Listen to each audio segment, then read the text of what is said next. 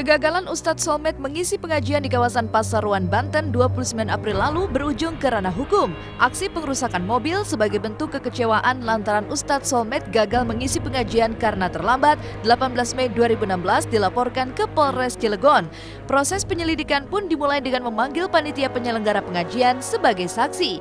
Tetapi panggilan yang jatuh pada hari Senin 23 Mei 2016 lalu belum dipenuhi oleh panitia pengajian. Bukan lantaran takut atas langkah hukum yang diambil Ustadz Solmed, pihak panitia mengaku membutuhkan waktu untuk musyawarah dengan warga sehingga belum memenuhi panggilan.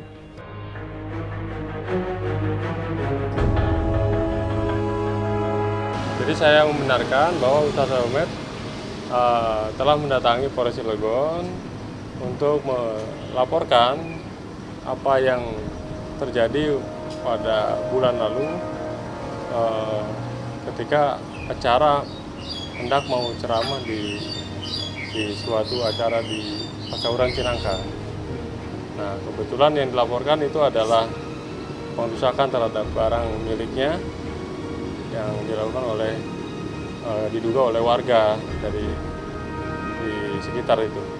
Sementara kita akan terapkan pasal 170 KUHP, di mana di situ ada dilakukan pengerusakan barang secara bersama-sama, dan kita sudah ambil langkah untuk memeriksa saksi korban maupun saksi yang melihat, dan selanjutnya nanti berikutnya kita undang panitia terkait acara tersebut. Turun saya dari masjid nih, mau pulang. Di depan udah ada orang nunggu tuh, bawa tangan begini, Solmed, begitu dia lipat tangan, belum hadir siap, gitu. Itu yang menjadi komando, keluarlah dari sudut mana-mana orang bawa senjata, balok, kayu, besi, batu. Alhamdulillah ini jamaah yang tadi kumpul di masjid, mereka menjadi buat saya tameng hidup ya. Mereka semua yang melindungi saya gitu loh, sampai saya ke mobil, mempagari dari serangan orang brutal ini sampai ke mobil. Begitu saya masuk mobil saya dihabisi. Kita jalan. Memang betul pada hari ini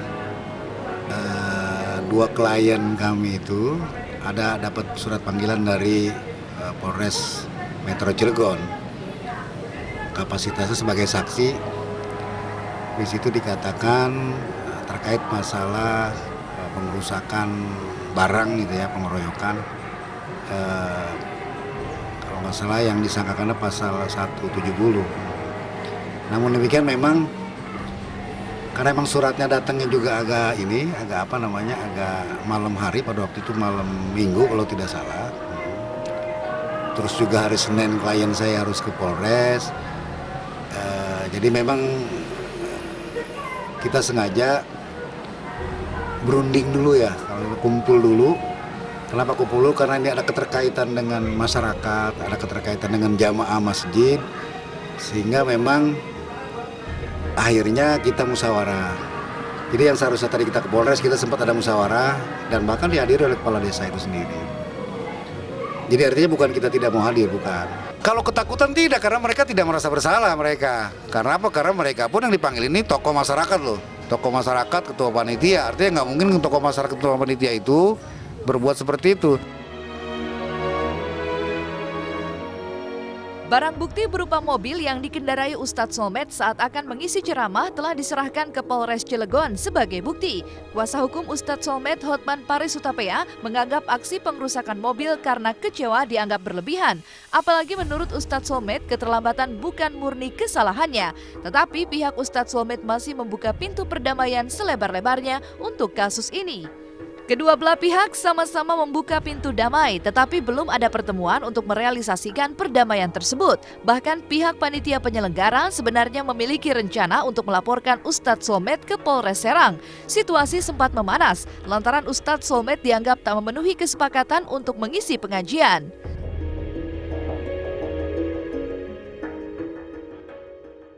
Kalau saya salah, saya terima. Tapi persoalannya secara fakta saya tidak salah gitu.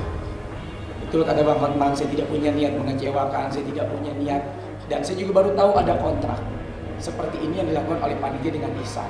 Nah, ketika panitia melontarkan 25 juta, saya langsung cross check ke Ihsan. Bener, ente dapat 25 juta? Kagak. Nah, ini aja sudah bohong. Mereka melontarkan isu-isu bohong yang tujuannya saya kurang paham. Ini kita baru cetak dari medsos. Ini tidak ada namanya Pak Ustadz tidak ada di sini. Namanya Ihsan sama yang namanya Asep. Dia tidak pernah tanda tangan, bahkan ini baru lihat sesudah kasus ini meledak. Belum tentu Ustadz Solmed yang salah, karena mereka tidak pernah berhubungan langsung dengan Ustadz Solmed, selalu melalui perantara yang bernama Ihsan. Oke. Tapi sekiranya pun benar ada kesalahan atau terlambat datang, baik disengaja atau tidak, masa mobil seorang ustadz dirusak sama jemaat yang sehat, yang rencananya mau mendapat siraman rohani dari ustadz tersebut. Ustadz Solmed sekarang lebih rugi dari sekiranya pun honor dia terima, karena mobilnya itu perbaikannya itu bisa 10 juta ke atas gitu loh. Sedangkan honornya kan cuma 7 juta, itu pun baru diterima oleh Ihsan baru 3,5 juta, dan 1 sen pun belum diterima oleh Ustadz Solmed. Lah justru statement itu yang bikin memicu masyarakat, memicu warga Cinangka pada waktu itu. Jadi ada kesan bahwa masyarakat Cinangka ini arogan, bawa golok, bawa linggis, dan sebagainya.